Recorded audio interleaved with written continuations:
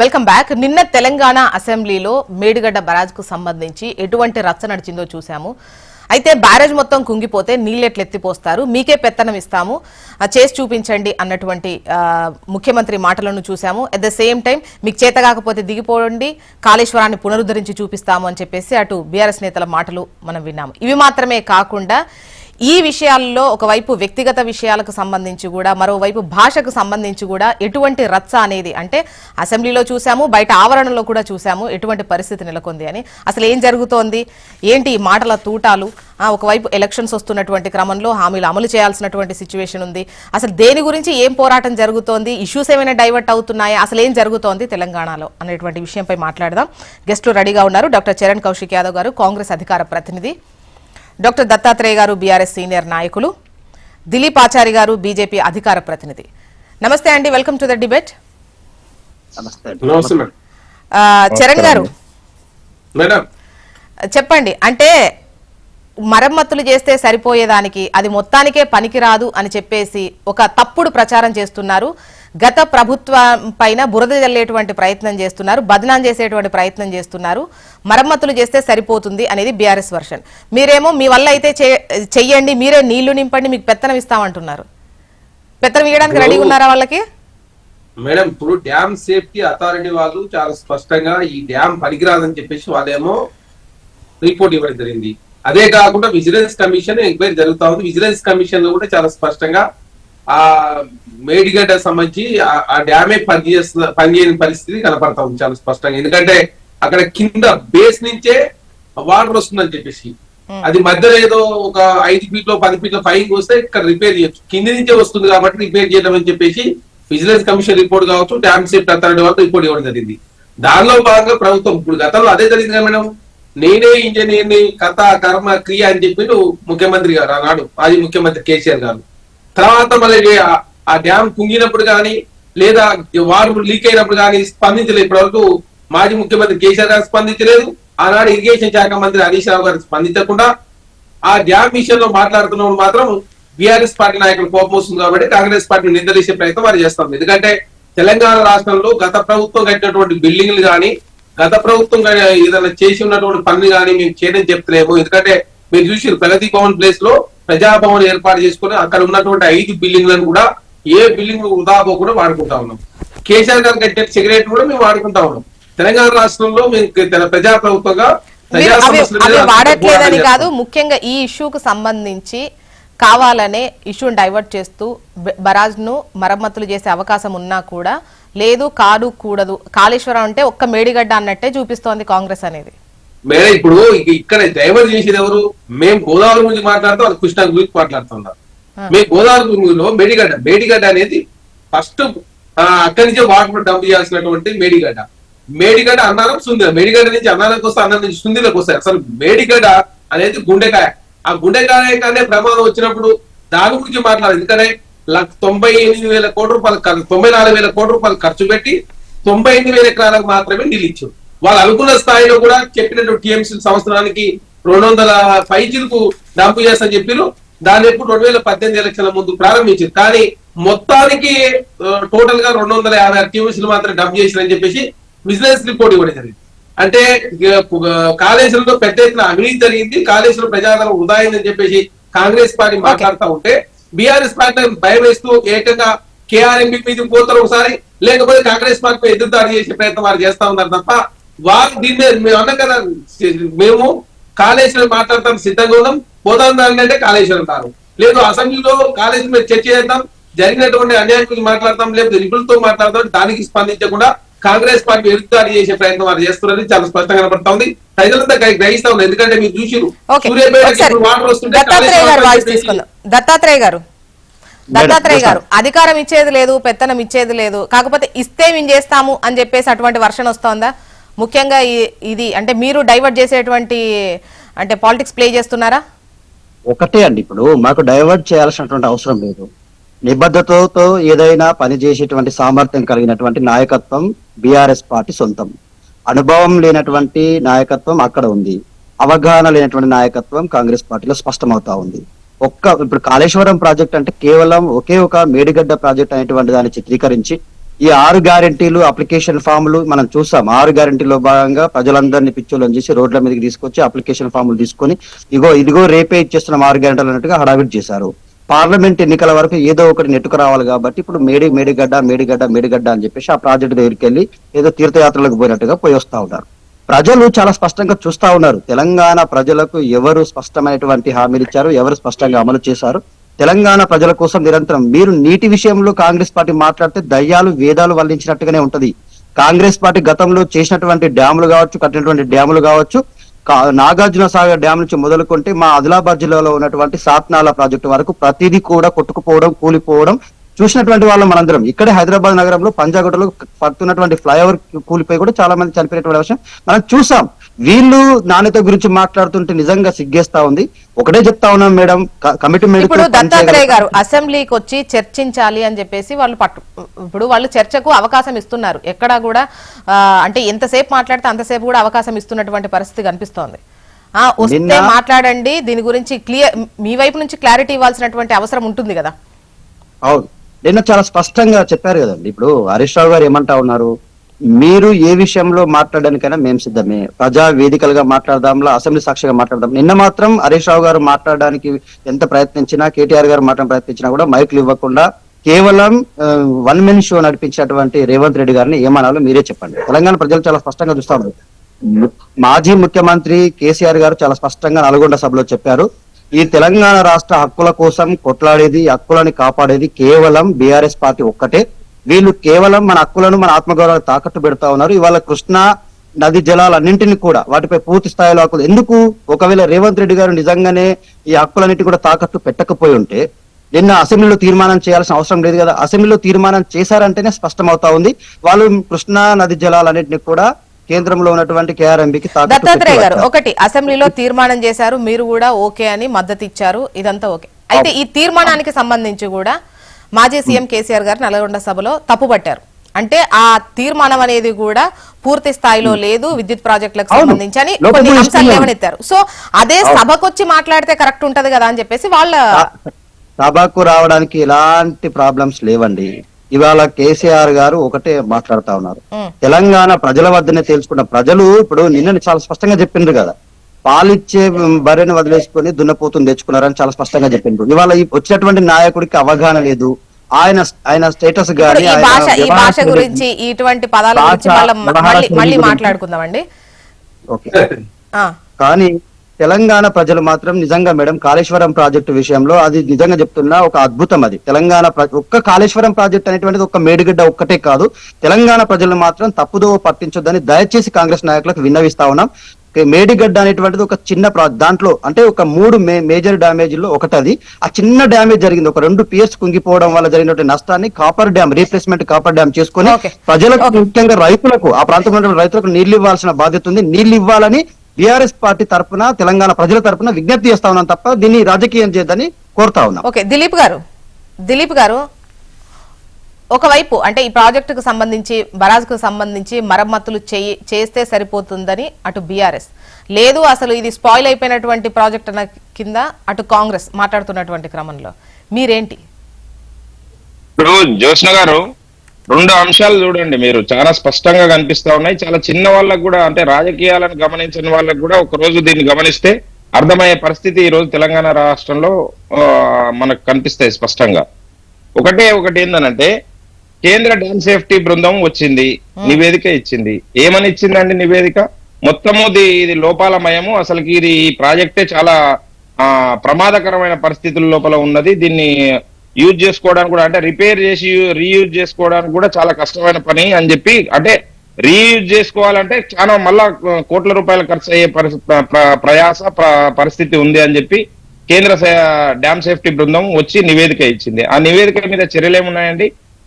ఇప్పుడు కాంగ్రెస్ పార్టీ కూడా సమయము ఎలా గడవాలని చెప్పి ఆలోచన చేస్తుంది తప్ప కాంక్రీట్ గా నివేదిక అంటే ఎలక్షన్ ముందు వచ్చినటువంటి నివేదిక. ఇప్పుడు మేము ఏమంటున్నాం అంటే, ఇప్పుడు రాహుల్ గాంధీ గారు వచ్చిండ్రు, మేడిగడ్డ చూసిపోయినరు, రాహుల్ గాంధీ గారు రేవంత్ రెడ్డి గారు వచ్చిపోయినరు, ఒకసారి మంత్రుల బృందం వచ్చింది, కేంద్ర బృందం వచ్చింది, అధికారుల బృందం వచ్చింది, కాంట్రాక్టుల బృందం వచ్చింది, మళ్ళా ఎమ్మెల్యేల బృందం పోయింది. ఏంది ఇది కాలయాపన చేస్తున్నట్టు అనిపిస్తలేదా జ్యోత్స్న గారు? మీకైనా మాకైనా కాలయాపన లేదనుకుంటే ఏమన్నా పర్టికులర్ గా ఏమైనా చర్యలకు ఉపక్రమిస్తున్నారా? ఇప్పుడు ఎంత ధైర్యం ఉంటే టిఆర్ఎస్ వాళ్ళు మీరు నిన్న ముఖ్యమంత్రి గారు అంటారు ఏం బీకడానికి పోయినవా అని చెప్పి అంటున్నాడు. ఇప్పుడు వీళ్ళ లోపల ఈ సమయం అంటే కాలయాపన చేయడం కోసమో లోపాయికారు ఒప్పందాలు కుదుర్చుకోవడం కోసమో చేయకపోతే ఈ పరిణామాలన్నీ వీటి వైపు జరగకపోతే ధైర్యం ఉంటుందా అండి? తప్పు చేసిన వాళ్ళు కూడా ఇంత తప్పు జరిగింది, కాళేశ్వరం 100% డిజాస్టర్ ప్రాజెక్ట్ అని చెప్పి మేము బల్లగుద్ది చెప్తా ఉన్నాము, అధికారుల బృందం చెప్తుంది, నిపుణుల బృందం చెప్తుంది, అన్ని నివేదికలు కూడా అవే చెప్తా ఉన్నాయి. ఎందుకు చర్యలు తీసుకుంటలేరు? ఎందుకు మీరు కాలయాపన చేయడం కోసం ప్రయత్నం చేస్తా ఉన్నారు? ఎందుకు పదే సందర్శన అని చెప్తా ఉన్నారు? అంటే దిలీప్ గారు కాంగ్రెస్ నుంచి ఒక వర్షన్ వినిపిస్తోంది, సిబిఐకి ఇస్తే గనక ఒకవైపు బీజేపీ బీఆర్ఎస్ ఒకటే అయ్యి మీరు సెటిల్ చేసుకుంటారు, ఇంకా చెప్పంటే ఢిల్లీ మీకు కావాల్సినటువంటి పనులు మీరు చేయించుకుంటారు అని కాంగ్రెస్ అంది నిన్న మొన్న. రేవంత్ రెడ్డి గారు యాజ్ ఏ పిసిసి ప్రెసిడెంట్ గా ఉండి 3 మాటలు సిబిఐ ఎంక్వైరీ జరగాలని చెప్పి లెటర్ రాసిండు. సిబిఐ విచారణ చేయండి అని చెప్పి రేవంత్ రెడ్డి గారు పిసిసి ప్రెసిడెంట్ గా ఉన్నప్పుడు లేని అభ్యంతరము ముఖ్యమంత్రిగా ఆ కుర్చీలో కూర్చోగానే ఎందుకు అభ్యంతరం వస్తుంది? ముఖ్యమంత్రిగా ఉన్న పిసిసి అధ్యక్షుడిగా ఉన్నప్పుడు లేని అభ్యంతరము సిట్టింగ్ జడ్జి తో విచారణ జరిపిద్దాము అని అంటున్నారు. అది వర్కౌట్ అవని విషయం. మేము సిట్టింగ్ జడ్జితో లేకుంటే ఈ జ్యుడిషియల్ ఎంక్వైరీతో జరిగే ఏమి దానికంటే ఎఫెక్టివ్ గా సిబిఐ ఎంక్వైరీ ఉంటదని చెప్పి రేవంత్ రెడ్డి గారే మీరే చెప్పాలి. ఇప్పుడు ప్రతిపక్షంలో ఉన్నప్పుడు సిబిఐ ఎంక్వైరీ కోసం పట్టుబట్టారు. జ్యోత్స్న గారు ఒక నిమిషం అండి, చరణ్ గారు మాట్లాడతారు, ఇంకా చాలా ఉంది మాట్లాడడానికి. వారు సమాధానం చెప్పే పరిస్థితులలో ఉన్నాడు కాబట్టి చాలా మాట్లాడాలి, చాలా ప్రశ్నలు ఉన్నాయి, ప్రజల అనుమానాలు ఉన్నాయి, అవి పటాపంచలు చేయాల్సిన అవసరం ఉన్నది. ఈయననేమో అసెంబ్లీని విడిచిపెట్టి ఆడికి మేడిగడ్డకు దొరకపోతాడు, ఆయననేమో అసెంబ్లీకి రాకుండానేమో నల్గొండకు పోతాడు. ఈ డ్రామాలు చూడండి. ఎందుకు అని అంటే ఎన్నికలు వస్తున్నాయి, ఈయననేమో ఈ ఎన్నికల కోసము వీళ్ళు బీజేపీని ఆల్రెడీ ఒక శక్తివంతమైన పార్టీగా అవతరించింది భారతీయ జనతా పార్టీ రాష్ట్రంలో, దేశంలో. రాబోయే రోజుల్లో మాకు ఎక్కడ డిపాజిట్లు గల్లంత అయిపోతావు అని చెప్పి ఇద్దరికి భయం పట్టుకున్నది. అందుకనే బీజేపీని కార్నర్ చేయడం కోసం వీళ్ళిద్దరు ఆడుతున్న నాటకాలు. దాంతో పాటు ఇంకొకటి ఏంటంటే వీళ్ళు అమలు చేయాల్సిన గ్యారంటీల సమయం దగ్గర వస్తా ఉంది. దాని గురించి అడుగుదామండి. ఇప్పుడు నెక్స్ట్ దాని గురించే మాట్లాడదాం. చరణ్ గారు ప్రతిపక్షంలో ఉన్నప్పుడేమో సిబిఐ ఎంక్వైరీ కోసం పట్టుబడతారు, ఇప్పుడు సిబిఐ ఎంక్వైరీ మీద నమ్మకం లేదంటారు, ఇదేంటి? మేడం, ఇప్పుడు మేము ఆనాడు అధికారం లేవు కాబట్టి మీరు ఆనాడు సిబిఐ విచారణ కోరిన మాట వాస్తవం. ఎందుకంటే తెలంగాణ రాష్ట్రంలో కాంగ్రెస్ పార్టీ అధికారంలోకి వచ్చిన తర్వాత యంత్రాంగం అంతా మా చేతిలో ఉన్నప్పుడు భారతీయ జనతా పార్టీని ఎందుకు కోరుతాం? మేము తెలంగాణ రాష్ట్రంలో Congress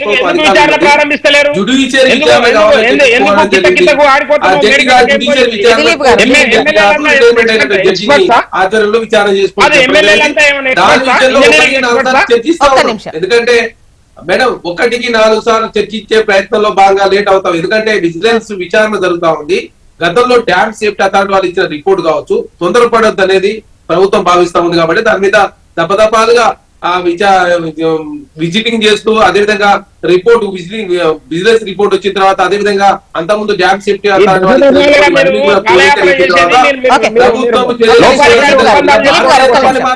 madam Bharatiya Janata party election ముందు ఏం చెప్పి చరణ్ గారు మీరు వచ్చిన తర్వాత మీకున్న ఫస్ట్ టాస్క్ ఈ గ్యారెంటీలు బీసీలను ఓట్లు వేయించుకుని 8 సీట్లు గెలిచిరు, ఓట్ల శాతం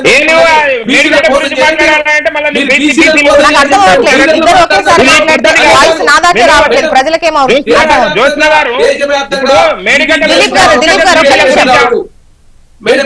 చెప్పండి. ఇప్పుడు డిస్కషన్ బీసీల గురించా మేడిగడ్డ గురించా కాబట్టి భారతీయ జనతా పార్టీ ఈడీ కావచ్చు, సిబిఐ అనేది జేబు సంవత్సరం మారే కాబట్టి మేము సిబిఐ విచారణ కోరడం లేదు. ఎందుకంటే తెలంగాణ రాష్ట్రంలో అధికారంలో మేమే ఉన్నాం కాబట్టి మేమే విచారణ చేస్తా ఉన్నాం. దానిలో బాగా లేట్ అవుతా ఉంది తప్ప ఎట్టి పరిస్థితుల్లో మీరు చేపిస్తే మీ వైపే చేసుకుంటారు అనేది బీఆర్ఎస్ వాళ్ళకు కూడా ఉంటది కదా, కావాలని మీరు మీరు లోపాయికారి ఒప్పందాలు కుదుర్చుకోవడం కోసమా? మీరిద్దరు కూర్చుకోరు, ఎందుకు రాలేదు? నిన్న స్పీకర్ గారు పెట్టిన ప్రోగ్రామ్, కాంగ్రెస్ పార్టీ పెట్టిన ప్రోగ్రామ్ కాదది, స్పీకర్ గారు పెట్టిన ప్రోగ్రామ్ కి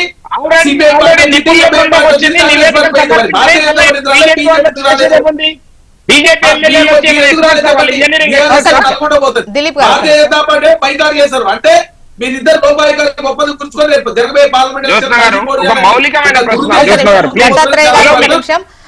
జ్యోత్స్న దిలీప్ గారు, గారు ఒక్క allow me. నిమిషం. ఇప్పుడు ఇద్దరు ఒకేసారి మాట్లాడితే అసలు ఏం మాట్లాడుతున్నారో కూడా తెలియట్లేదు. మౌలికమైన ప్రశ్న అడుగుతా జ్యోత్స్న గారు. దిలీప్ గారు మీ టైం అప్పుడు మీరు మాట్లాడండి ప్లీజ్. నేను ఒక ప్రశ్న అడుగుతా ఉన్నా, మీ దానికి సబ్మిషన్ సమాధానం ఇవ్వండి. చెప్పమని ఇవ్వండి, చెప్పండి. నేనేమంటున్నా, నేను బీజేపీ వాళ్ళు ఎందుకు రాలేదు మేడిగడ్డ సందర్శన కోసం అని అంటే, బీజేపీ ఎమ్మెల్యేలు ఇంజనీరింగ్ ఎక్స్పర్ట్స్ కాదు. ఇంజనీరింగ్ ఎక్స్పర్ట్స్ నిపుణుల కమిటీ ఆల్రెడీ నివేదికలు ఇచ్చినాయి. ఆ నివేదికలు ఇచ్చిన తర్వాత కొత్తగా పోయి సందర్శించి చరణ్ గారు, మీరు అధికారంలోకి వచ్చిన తర్వాత మీ ఫస్ట్ టాస్క్ అంటే ఒక విధంగా చెప్పాలంటే 100 రోజులు మీరే కాలపరిమితి పెట్టినటువంటి క్రమం. మీకు ముందు ఇవి ఉన్నాయి, వీటిపైన కాకుండా ముఖ్యంగా దృష్టి మరల్చేందుకే ఈ కాళేశ్వరం దానికి సంబంధించి సందర్శనలు కావచ్చు, లేకపోతే మేడిగడ్డ దగ్గరికి పోవడం కావచ్చు, ఇవన్నీ కూడా ఇది ప్లాంట్ గా చేస్తోంది కాంగ్రెస్ అనేది వచ్చే విమర్శలకు సమాధానం. మేము ఒక్క పని మీద దృష్టి వెళ్ళలే, మేము అన్ని పనులు చేస్తూనే ఉన్నాం. మేము ఇచ్చిన 6 గ్యారెంటీల విషయంలో మా అధికారులు పనిచేస్తా ఉన్నారు, గైడ్ లైన్స్ చూస్తా ఉన్నాయి. ఇంకా 2 గ్యారెంటీలు అమలు చేస్తామని చెప్పి దానికి కట్టుబడి. అదే కాకుండా చెప్పినటువంటి కాలేజీల విషయంలో గతంలో రిపోర్ట్ వచ్చింది, తొందరపడి చర్యలు తీసుకోవద్దని చెప్పి ప్రభుత్వం భావించింది. తర్వాత విజిలెన్స్ విచారణ జరుగుతా ఉంది. అరే మేడం మీరు చూసినా మీ టీవీలో మేము మాట్లాడినాం. ఆనాడు రాహుల్ గాంధీ గారు రేవంత్ రెడ్డి గారు పోతే అదే కిషన్ గారు వచ్చిన ఆ రోజు డిబేట్ లో ఏమన్నాడు, బ్రిడ్జికి మధ్య ఉన్న క్రాక్ అది బ్రిడ్జికి మధ్య కొంచెం గ్యాప్ ఉండదు, దాన్నే కాంగ్రెస్ పార్టీ రాతాంతం చేసి చెప్పారు. మీరు నిన్న చూసినా దానికి పోతే పెద్ద ఎత్తున పగులు కింది నుంచి వాటర్ ఫ్లో అవుతుంది. ఏకంగా బ్రిడ్జి మొత్తం ఒకదానే ఇంకో పిల్లలు మొత్తం మేడిగడ్డ మొత్తం కొలాప్స్ అయ్యే పరిస్థితి వచ్చింది. మీకు ఇంటి విషయాలు అక్కడికి పోతే చూస్తే తెలిస్తే మనం వాస్తవ విషయాలు ప్రజలకు తెలవాలని ఎమ్మెల్యేలు తీసుకొని జర్నలిస్టులు తీసుకొని పోవడం జరిగింది.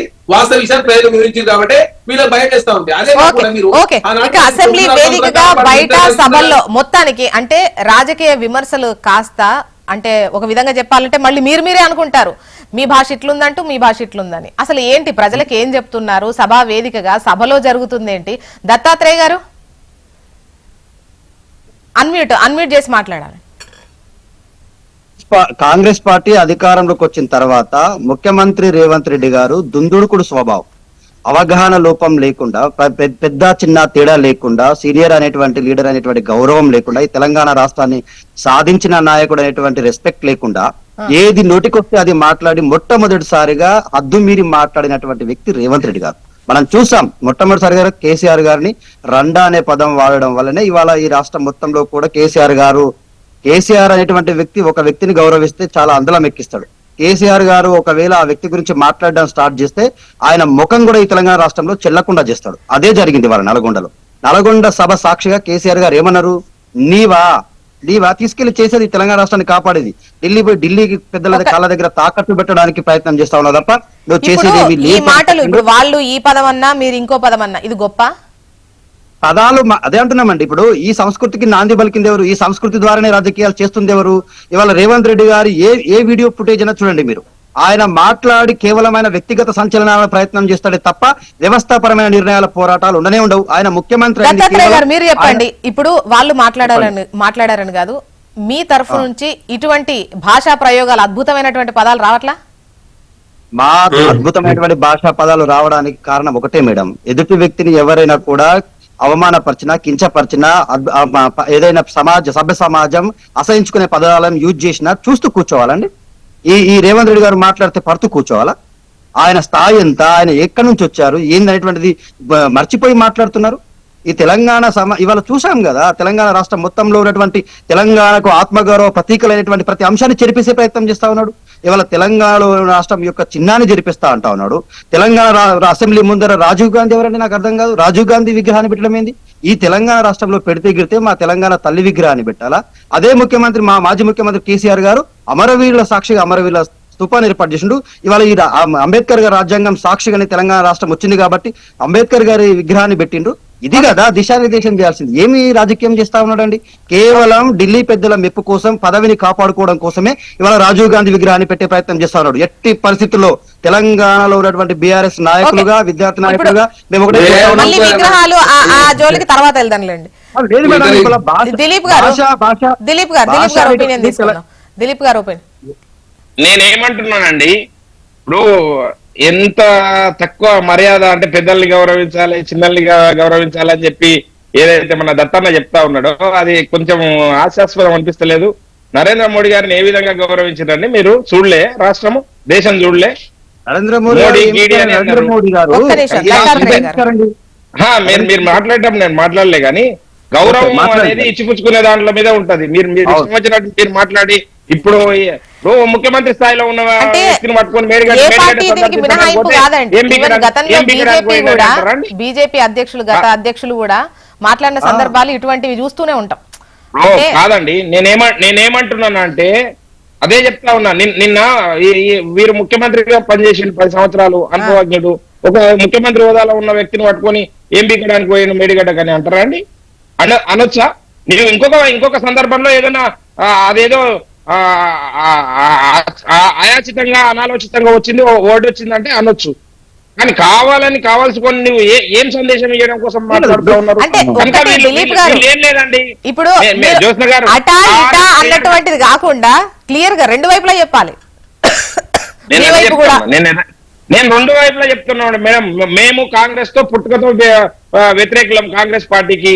ఈ రాష్ట్రంలో, ఈ తెలంగాణ రాష్ట్రం విధ్వంసం జరిగిన దాంట్లో కీలక భూమిక పోషించిన పార్టీ తెలంగాణ రాష్ట్ర సమితి. కనుక ఈ రెండు పార్టీలు ఈ రాష్ట్రంలో ఎట్టి పరిస్థితుల్లో ప్రజలకి ఎంత బాధలకు నెట్టాలో అంత బాధలకు నెట్టిన పార్టీలు కాబట్టి రెండు పార్టీలు అంటే మాకు ఇష్టం లేదు. ఈ పార్టీలు ఒక ఎజెండాను ముందుకు పెట్టి ఆ ఎజెండా ద్వారా వీళ్ళు ఎజెండా ఫిక్స్ చేసారు. ఏమని? నీ మీద నేను తిట్టాలి, నా మీద నీవు దుమ్మెత్తిపోయాలి, మన ఇద్దరం మాట్లాడుకుంటా ఉంటే బీజేపీ పార్టీ కానీ ప్రజలు కానీ ఎన్నుకోతారు, మనం ఇష్టం వచ్చినట్టు ఆట ఆడుకోవచ్చు. ఈ ఎన్నికల కోడ్ వస్తుంది, ఎన్నికల కోడ్ వచ్చిన తర్వాత ఎంపీ ఎలక్షన్లు వస్తాయి, ఎంపీ ఎలక్షన్ లో నీకిన్ని సీట్లు నాకిన్ని సీట్లు. అంటే తిట్టుకుంటేనే హైలైట్ అవుతారంటే గతంలో ఒకసారి లైమ్ లైట్ లోకి వచ్చింది ఇలాంటి తిట్లు వాగ్బాణాలతోనేనా? ఎవరు? బీజేపీ ఒకనొక టైంలో టఫ్ ఫైట్ ఇస్తుందన్న క్రమంలో అప్పుడు బీజేపీ ఒక విధంగా అక్కడ నుండి ఏ మీడియా పాయింట్ లో ఏ వచ్చినా కూడా హైలైట్ పాయింట్స్ గా నిలిచేవి. అందుకేనా? జ్యోత్స్న గారు, నేనేమంటున్నా అంటే బీజేపీని మీరు ఇంకా అర్థం చేసుకోలేదు. భారతీయ జనతా పార్టీ ఒక వ్యక్తి ద్వారానో ఒక ఓటు ద్వారానో లైమ్ లైట్ లకు రాదు. మాది సిద్ధాంతాలను ప్రాతిపదిక చేసుకొని పుట్టి పెరిగిన పార్టీ. కార్యకర్తల లక్షలాది మంది కార్యకర్తల త్యాగాల ఫలితం ఈ రోజు కనిపిస్తా ఉంది భారతదేశ వ్యాప్తంగా. నాట్ ఓన్లీ ఒక డైలాగు, ఆ డైలాగ్ తోటే ముందుకు వచ్చే పరిస్థితి ఉంటే భారతీయ జనతా పార్టీ ఈ విధంగా ఉండదు, మళ్ళీ గెలవదు. కనుక మేమేమంటున్నాం అంటే సరే ఇవన్నీ పక్కన పెడదామండి, డైలాగ్ వారు పక్కకు రాష్ట్రానికి సంబంధించిన ప్రజల పక్షాన నెరవేర్చాల్సిన అంశాలు, మీరు ఇచ్చిన హామీలు, మీ మీద పెట్టుకున్న నమ్మకాలు. కాంగ్రెస్ పార్టీకి ఎందుకు ఓట్లేసారు? అన్యాయం చేసింది ఈ బీఆర్ఎస్ పార్టీ, అక్రమాలు చేసింది, అవినీతి చేసింది, బంధుప్రీతి, కుటుంబ పాలన, వీటన్నింటి ద్వారా నష్టపోయినాం తెలంగాణ అని చెప్పింది. ఒక్కదానికి ఒక కాంక్రీట్ నిర్ణయం తీసుకొని దీనికి బాధ్యులను చేసి వీళ్ళని శిక్షిస్తున్నామని చెప్పి ఈ 50-60 రోజులలో గడిచిన 50-60 రోజులలో ఏదైనా ఒక కార్యక్రమం చేసిరా అండి? ఒక కార్యక్రమం చెప్పండి. కనుక నేనేమంటున్నానంటే అవినీతిని వీళ్ళు సహించడం కోసం సిద్ధమైనరు, లోపాయికారి ఒప్పందాలు చేసుకుంటున్నారు. మీకింత మాకింత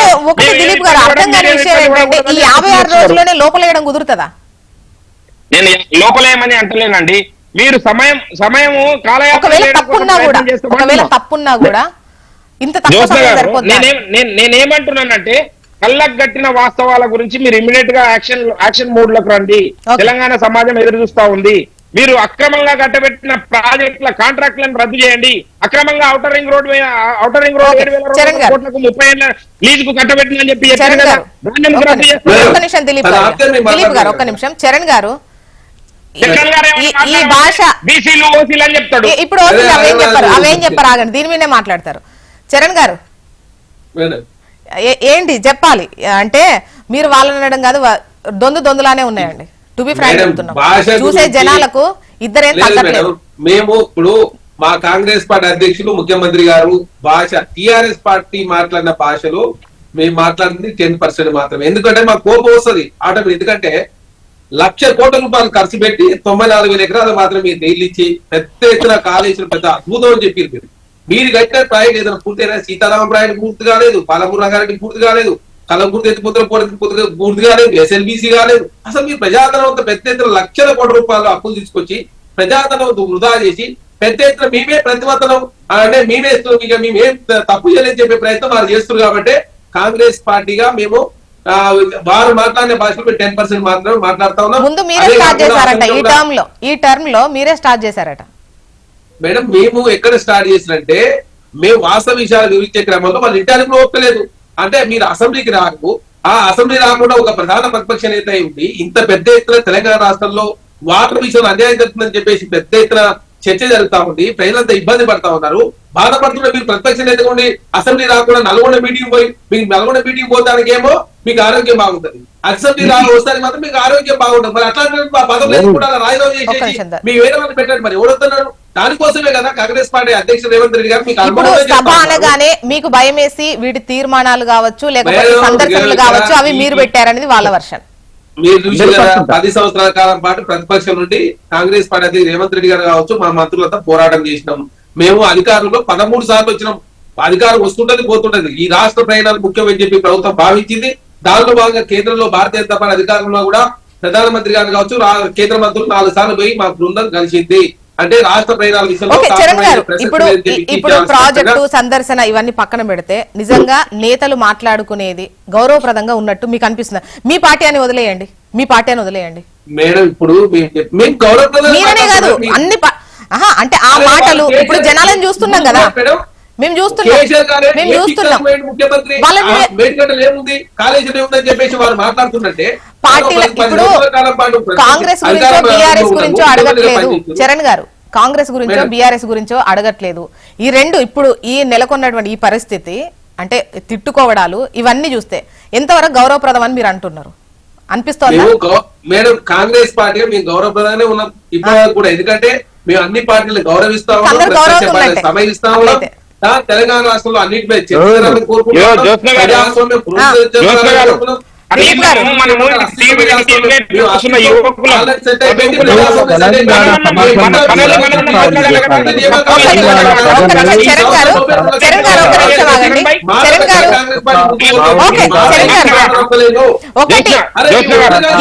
అవునన్నా కాదన్నా మాట్లాడుకునే తీరు మాత్రం అస్సలు బాగలేదు. And thank you so much అండి డిస్కషన్ లో పార్టిసిపేట్ చేసినందుకు. దిలీప్ గారు, చరణ్ గారు, దత్తాత్రేయ గారు, థ్యాంక్ యూ అండి. ఇది వాళ్ళ న్యూస్ అనాలిసిస్. చూస్తూనే ఉండండి హెచ్ఎం టీవీ. వార్త ఆగదు, నిజం దాగదు.